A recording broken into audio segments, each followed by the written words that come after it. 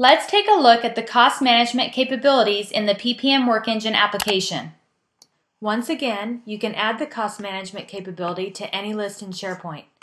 Whether you want to plan costs for departments, projects, or products, you can simply activate the cost management feature on any list to begin planning your cost.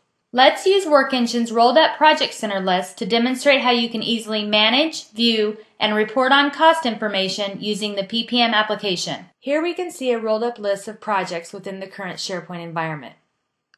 By clicking on the list item and then the cost button in the SharePoint ribbon, you will now be able to manage costs for your project.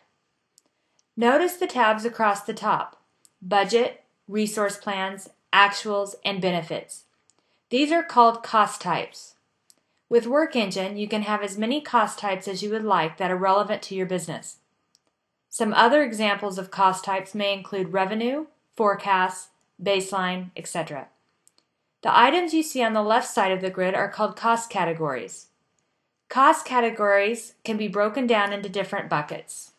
Here we see labor, material contracts, and other. We can also add subcategories under a category to add more detail. With Work Engine, you can create your own cost category breakdown structure. Entering cost information is simple. You can either enter in hours for labor cost categories, which would show the total cost based on hours and rate, or you can enter FTEs, which would take into consideration the number of days as well as the rates to give you your overall costs. You can also just enter a flat cost amount in the field if you want to enter a cost for material or any other cost category that does not require calculations such as hardware, software, etc. Once we are done editing our cost plan, we can save the plan. Notice that the budget information in SharePoint has been updated with the total amount of budget we just entered. Now that you have entered your cost information, you may want to analyze your costs against other projects in your portfolio. Let's take a look at all active projects by selecting the projects and clicking on the Cost Analyzer button in the SharePoint ribbon. In the top section of the Cost Analyzer, you will see all projects that were selected on the left and all of their costs by period on the right. In the bottom section of the grid, you will see the different cost categories for each project selected.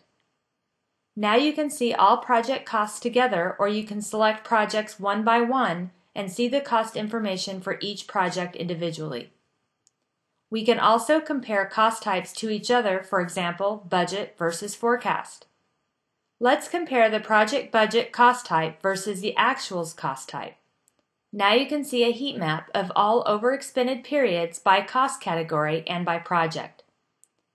Notice that we were overspending on both our developers and DBAs, so we may need to consider making changes in those areas. Now that you have analyzed some of your cost data, let's perform some what-if analysis to help maximize your portfolio.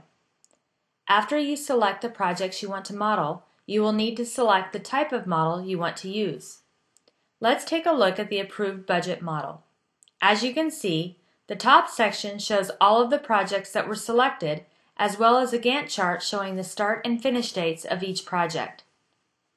In the bottom section of the grid, you will see the cost categories and the cost by months. Another powerful feature of the modeler is the ability to create targets. There are many reasons to use targets. We could set a target that showed the outcome of hiring another DBA to determine if that would resolve potential overallocations in our portfolio, or, as you can see in this example, we can create a target that reflects our current budget to see how our proposed and active projects perform against the FY11 budget. By applying the FY11 target, you can now see where your costs are over and under by category and by period. Now you can proceed with some what-if modeling. For example, what if you canceled the Active Directory project? You can already see that you are closer to meeting your budget expectations. Now let's move the feature request database out to 2012. Again, you can see that you are getting even closer to meeting your FY11 target.